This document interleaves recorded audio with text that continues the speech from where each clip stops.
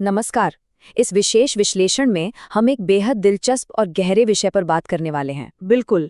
आज हम प्राचीन ज्ञान के एक ऐसे सूत्र को समझने जा रहे हैं जो आज के इस भागदौड़ भरे व्यावसायिक जगत और भारी तनाव का एकदम सटीक और व्यावहारिक समाधान देता है। सच कहा जाए तो ये सिर्फ कोई पुरानी दार्शनिक चर्चा नहीं है, ये एक बहुत ही गहरा मनोवैज्ञानिक सत्य है जिसे समझना आज के भारी दबाव वाले माहौल में हम सबके लिए बहुत ही अनिवार्य हो गया है।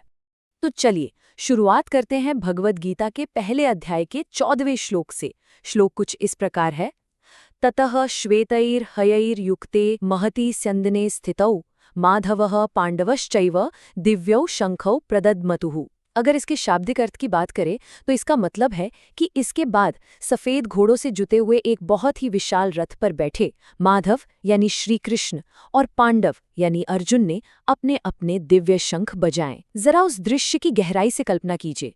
कुरुक्षेत्र के मैदान में हर तरफ निराशा, डर और भारी अनिश्चितता का माहौल है और ठीक उसी भयानक शोर और कोलाहल के बीच ये घटना घट रही है।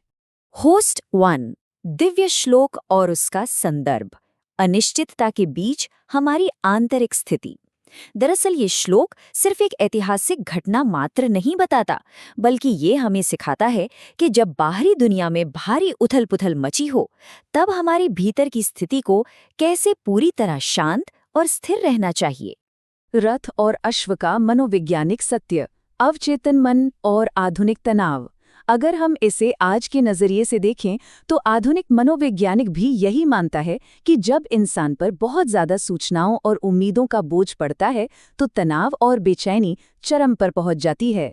ऐसे में हमारा अवचेतन मन तुरंत एक रक्षात्मक स्थिति में चला जाता है, ठीक वैसे ही जैसे युद्ध के मैदान में एक घबराया हुआ सैनिक। होस्ट 1 गीता के इन प्राचीन प्रतीकों का आज की मनोवैज्ञानिक स्थिति से सीधा और बहुत गहरा नाता है। वो जो विशाल रथ और सफेद घोड़े हैं ना, वो असल में हमारी शुद्धता, पूरी तरह से नियंत्रित विचारों और उच्च चेतना के बहुत सशक्त प्रतीक हैं। एकदम सही।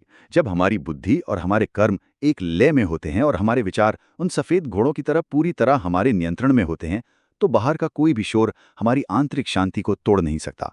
और वो जो शंख बजाना है, वो हार मानकर पीछे हटने का प्रतीक नहीं है, बल्कि सबसे मुश्किल वक्त में भी अपने अडिग आत्मविश्वास को पूरी दुनिया के सामने रखने का प्रतीक है। होस्ट 1 कॉर्पोरेट जीवन में इसका व्यवहारिक उपयोग, कार्यस्थल की राजनीति और बढ़ता दबाव। आज के कॉर्पोरेट जगत में जब अचानक कोई बड़ा बदलाव आता है या ऑफिस की राजनीति हावी होती है तो कर्मचारियों में अक्सर एक गहरी घबराहट और अनिश्चितता पैदा हो जाती है। ये आज का हमारा अपना कुरुक्षेत्र है। बिल्कुल, और यहीं पर सफलता और विफलता के बीच का वो बारीक अंतर समझ आता है। एक तरफ होती है बिना सोचे समझे दी गई घबराहट भरी प्रतिक्रिया जो किसी भी व्यावसायिक संकट को सुलझाने के बजाय और ज्यादा उलझा देती है, और वहीं दूसरी तरफ होती है स्पष्ट आत्म जागरूकता।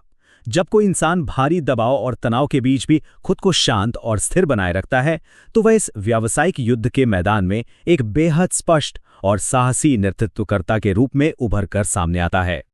ऐसे शोर शराबे में खुद को संभालने के लिए 3 बहुत ही ठोस और व्यवहारिक कदम हैं। सबसे पहला कदम, अपने रथ यानी अपनी मानसिक स्थिति को पूरी तरह स्थिर करना ताकि बाहर की हलचल भीतर ना आ सके। दूसरा कदम है अपने ध्यान रूपी सफेद घोड़ों की ऊर्जा को बिखरने ना देना और उसे सिर्फ एक ही दिशा में केंद्रित करना।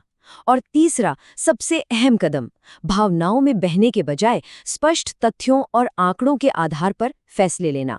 आज के इस व्यावसायिक जगत में सही तथ्यों के साथ लिया गया एक स्पष्ट और निडर निर्णय ही आज के समय का दिव्य शंख बजाने के समान है। सच्ची शांति का आध्यात्मिक उपाय, आंतरिक तैयारी पर ध्यान।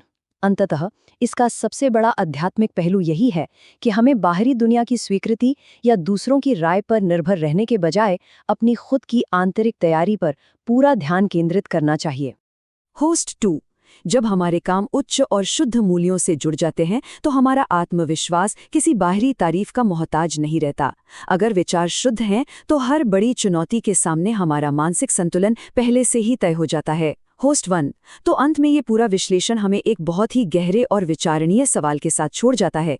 क्या आज का ये बाहरी शोर शराबा हमारे जीवन का रथ चला रहा है या हमारे अपने शुद्ध, शांत और नियंत्रित विचार? इसी शक्तिशाली विचार के साथ अपने विचारों के सफेद घोड़ों को पहचानिए और अपनी चेतना के रथ की कमान हमेशा मजबूती से अपने हाथों में रखिए।